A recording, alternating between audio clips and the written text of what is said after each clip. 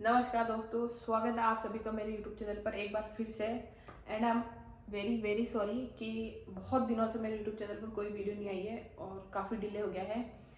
तो मैंने सोचा कि क्यों ना अब मैं इतने दिन हो गए हैं तो जो भी वीडियो अपलोड करूँ वो आप लोगों के लिए काफ़ी इम्पोर्टेंट हो और हेल्पफुल हो। मोस्ट इम्पोर्टेंटली जय हिंद आप सभी को। तो चलिए बिना देरी करें हम हमारे वीडियो के टॉपिक को डिस्कस करते हैं और स्टार्ट करते हैं। तो जैसा मेरी जो पहली वीडियो थी ना, माय इंट्रोडक्शन वीडियो, अगर आप लोगों ने अभी तक नहीं देखी तो please go and watch the video. उसमें मैंने आप लोगों को क्लियरली बताया कि फर्स्ट मेरी जो जॉब थी ये मेरी पहली जॉब नहीं है, ये मेरी थर्ड जॉब है। और सबसे पहले मेरी जो जॉब लगी थी वो स्टेट गवर्नमेंट में लगी थी, नॉट इन सेंट्रल गवर्नमेंट। जी हाँ, आपने सही सुना, मैं सेंट्रल गवर्नमेंट में बाद में आई थी। मैं पहले स्टेट गवर्नमेंट एम्प्लॉय थी। तो अभी करंट सिनेरियो ये है कि अगर आप किसी से भी पूछेंगे तो आई थिंक कि 60 to 70% जो स्टूडेंट्स हैं, जो कैंडिडेट्स हैं कॉम्पिटिटिव एग्जाम्स के, उन्हें होम पोस्टिंग चाहिए होगी। तो ऐसा क्या रीज़न रहा होगा कि मैंने अपनी होम पोस्टिंग छोड़ दी और मैं दूसरी किसी जॉब में सिलेक्ट होकर इतनी दूर घर से दूर चली गई। तो मैं अपना जो ओवरऑल एक्सपीरियंस है ना, सिलेक्शन से लेकर रिजाइन तक और अगेन ज्वाइनिंग तक का, वो इस वीडियो में कंप्लीटली डिस्कस करूंगी। और इसीलिए मैंने कुछ जो पॉइंट्स है वो नोट डाउन भी किए हैं कि ताकि मैं भूल ना पाऊँ। तो सबसे पहले तो बात करते हैं मेरी एज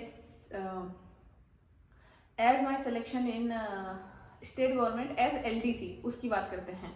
तो मेरी जो राजस्थान गवर्नमेंट के थ्रू वैकेंसी आई थी LDC की, उसमें मेरा सिलेक्शन हुआ था 2018 LDC में। उसमें मेरा सिलेक्शन हुआ और उसमें मेरे नंबर अच्छे थे भगवान की कृपा से। मैं भगवान में बहुत बिलीव करती हूँ और आप भी कीजिए।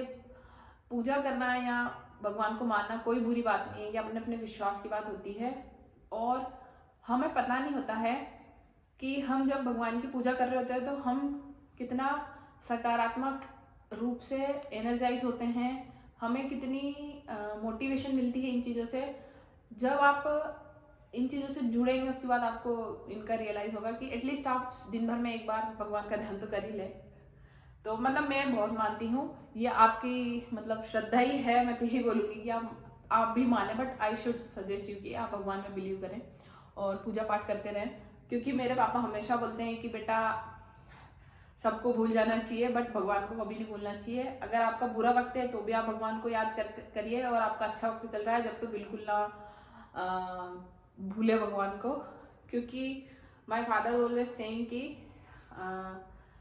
सुख में दुख में सुमिरन सब करे, सुख में करे ना कोई। जो सुख में सुमिरन करे तो दुख काहे को होए। इट मीन्स कि हम दुख में तो भगवान को याद कर लेते हैं और सुख आता है, मतलब हम जो चाहते हैं जिसके लिए हम भगवान से सुमिरन कर रहे हैं तो वो हमें मिल जाता है तो हम भगवान को भूल जाते हैं। बट हमें ऐसा नहीं करना चाहिए। हमें भगवान का, अगर इसका मतलब है कि अगर हम सुख में भी भगवान को सुमिरेंगे, मतलब कि पूजा पाठ करेंगे, याद करते रहेंगे, तो हमारे दुख ही नहीं आएगा कभी। इसका मतलब ये है। अब बहुत हो गई भक्ति भाव की बातें, तो let's come to the topic again. तो मेरा सिलेक्शन हुआ था 2018 राजस्थान LDC वैकेंसी के थ्रू, और मेरी ज्वाइनिंग हुई थी 2020 में।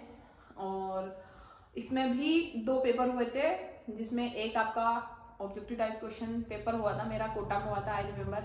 एंड उसके बाद आपकी एक टाइपिंग होती है। Typing not that much easy. Hindi typing होती है, इंग्लिश टाइपिंग होती है, आपका एक्सेल का एक टेस्ट होता है, वर्ड का एक टेस्ट होता है। जो टेस्ट होते हैं वो अच्छे लेवल के होते हैं, ऐसे इजी से नहीं होते हैं। तो you have to I am sorry, you have to prepare yourself very well for the typing test. तो आई एम सॉरी, तो you have to prepare yourself very well for the typing test. मेरी joining होती है जुलाई 2020 में। और मतलब ये आप फॉर्चुनेटली मान लो, कोइंसिडेंस मान लो, या मतलब मेन कारण तो मेरे अच्छे मार्क्स ही थे, और साथ साथ मेरी दीदी भी, कि हमें राजस्थान में होम स्टेट के साथ साथ होम तहसील में हमारी पोस्टिंग हुई थी। और आई नो कि मेरी जो पोस्टिंग हुई थी वो घर से 3 से 4 kilo, max to max 4 kilometres मेरी पोस्टिंग हुई थी। और ये देख के हमारे यहाँ सब लोग शौक थे कि इतने अच्छी पोस्टिंग तो शायद ही किसी को मिलती है। तो वो मेरी पहली पोस्टिंग थी और घर से बहुत ही पास थी, मतलब मैं घर से आना जाना मतलब अप एंड डाउन करती थी। और एक सीनियर सेकेंडरी स्कूल में मेरी पोस्टिंग थी, 12वीं तक का जो स्कूल होता है उसमें एज ए LDC, और वहाँ पे मैं ऑफिस वर्क ही करती थी क्योंकि टीचिंग हमारा वर्क नहीं था। वहाँ मैंने काम किया था 14 मंथ, 14 महीने। और मैं वहाँ पर काम करते करते मैं फर्दर SSC की तैयारी कर रही थी, और SSC की तैयारी के साथ साथ ही मैं अपने स्कूल के काम को भी अच्छे से कर लेती थी। और 12वीं तक का स्कूल था तो वर्क प्रेशर बहुत हाई नहीं था, और वहाँ का स्टाफ बहुत सपोर्टिव था, तो सारी चीज़ अच्छी थी। तो अगर मैं सैलरी की बात करूँ तो मेरी बेसिक वहाँ पे थी 14,600 रुपये। उसमें से भी मुझे DA और HRA नहीं मिलता है। हाँ, ये स्टेट गवर्नमेंट का रूल होता है कि जब तक आप कंफर्म नहीं होते हैं, मतलब कि आपका प्रोबेशन का 2 साल का पीरियड होता है, 24 मंथ्स का आपका प्रोबेशन कंप्लीशन के बाद ही आप कंफर्म होते हैं, और उसके बाद ही आपको अदर अलाउंसेस मिलते हैं और आपकी जो बेसिक है वो इंक्रीज होती है। लाइक हमारी बेसिक 14,000 रुपये और 600 थी, तो हमें सिर्फ वही मिलता था। और हाँ, उसमें से हमारा NPS भी डिडक्ट होता था, तो 13,000 के समथिंग मेरी सैलरी मंथली आती थी। तो ये बहुत ही कम है, आई नो, मतलब काफ़ी कम सैलरी है 13,000 रुपये महीना। बट मतलब 2 साल के बाद जब अगर मैं वहाँ कंफर्म होती तो मेरी सैलरी काफ़ी अच्छी हो जाती। 20,000 के अराउंड मेरा बेसिक होता, और HRA मिलता, DA मिलता, तो it will be good salary अगर मैं वहाँ कंफर्म होती तो सैलरी बहुत कम थी मेरी, मतलब मैं जब वहाँ पर पोस्टेड थी। मैंने वहाँ पर टोटल 14 मंथ काम किया था। लोकेशन मैंने आपको बता ही दिया कि मेरे घर के बहुत पास थी। अब मेन जो इस वीडियो का बनाने का मेरा पर्पस था वो ये है कि क्यों मैंने रिजाइन किया इतनी जब अच्छी पोस्टिंग थी, क्योंकि ये तो dream job, like for a lot of experience it was like a dream, it is like a dream post कि आपके घर के इतने पास आप पोस्टेड हो, गवर्नमेंट जॉब है, और पोस्टिंग भी बहुत अच्छी, मतलब बहुत हेवी वर्कलोड नहीं है, बहुत रिलैक्सिंग सी जॉब है, घर से आना जाना। तो ये अब मैं आपको बताना चाहूँगी कि ये अपनी अपनी प्रायोरिटीज़ होती हैं। जैसे कि किसी की प्रायोरिटी पैसा होता है कि उसे हाई सैलरी वाली जो जॉब है वो चाहिए होती है, और किसी की प्रायोरिटी होती है होम लोकेशन, किसी की प्रायोरिटी होती है कि उसको हैवी वर्कलोड नहीं चाहिए, किसी की प्रायोरिटी होती है कि उसको वर्क एनवायरनमेंट अच्छा चाहिए, किसी की प्रायोरिटी होती है कि उसको चैलेंजिंग वर्क जो होता है वो अच्छा लगता है। तो जब आप किसी जॉब को ज्वाइन कर रहे हो या रिजाइन करते हो तो आप हर चीज़ में अपनी जो प्रायोरिटी होती है वो सेट करते हो।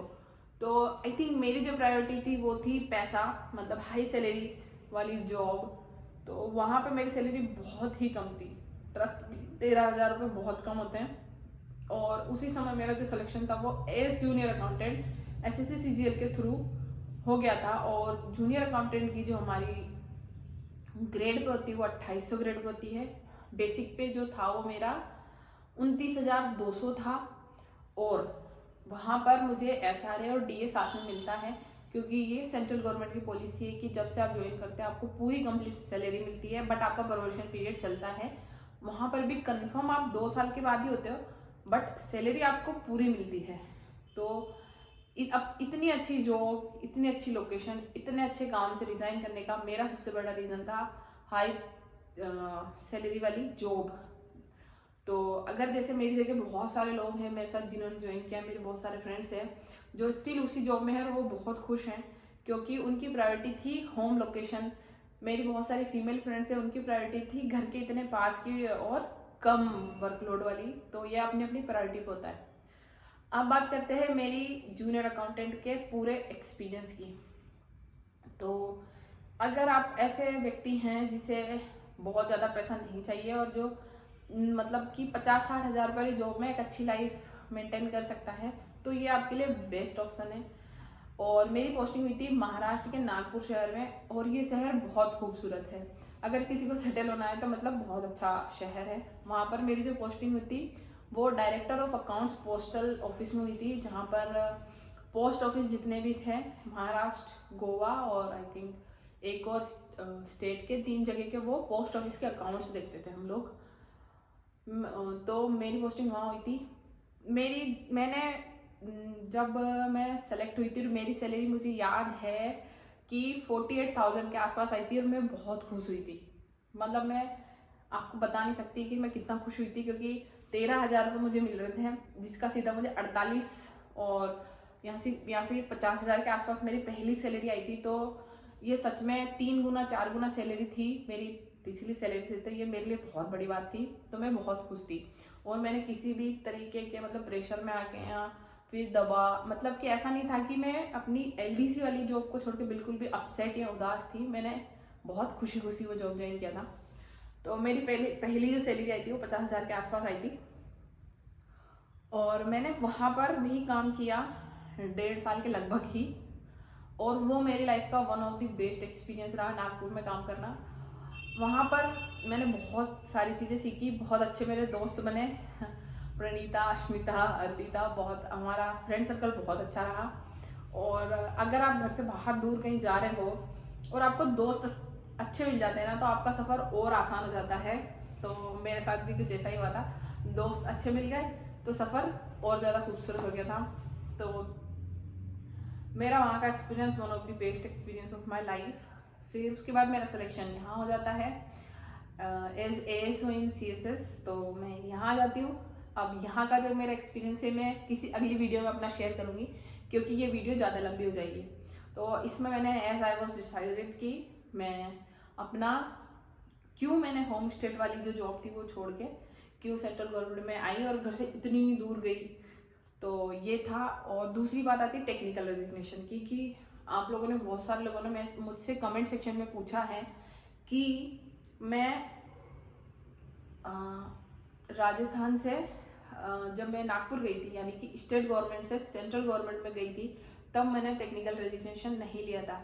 जब मेरे टाइम पे ये वाली रूल नहीं था कि आप स्टेट टू सेंट्रल कोई टेक्निकल जो रेजिग्नेशन होता है हमारा वो ले सकते हैं, क्योंकि मैं विद इन प्रोबेशन पीरियड में थी। मेरा जो कन्फर्मेशन था वो नहीं हुआ था, तो पॉसिबल ही नहीं था। तो मैंने LDC से जे जब ज्वाइन किया था तब मैंने टेक्निकल नहीं लिया था। बट जब मैंने जूनियर अकाउंटेंट से ASO के लिए ज्वाइन किया था तब मैंने टेक्निकल रेजिग्नेशन जरूर लिया था। और टेक्निकल रेजिग्नेशन का सबसे बड़ा बेनिफिट यही होता है कि आपकी जो सर्विस है वो काउंट होती है जब आप रिटायर होते हो। तो अब टेक्निकल रेजिग्नेशन क्या होता है, आई प्रॉमिस कि मेरी जो नेक्स्ट वीडियो रहेगी वो इसी टॉपिक की रहेगी और मैं पूरा डिटेल टेक्निकल को कवर करने की कोशिश करूँगी और मैं करूँगी।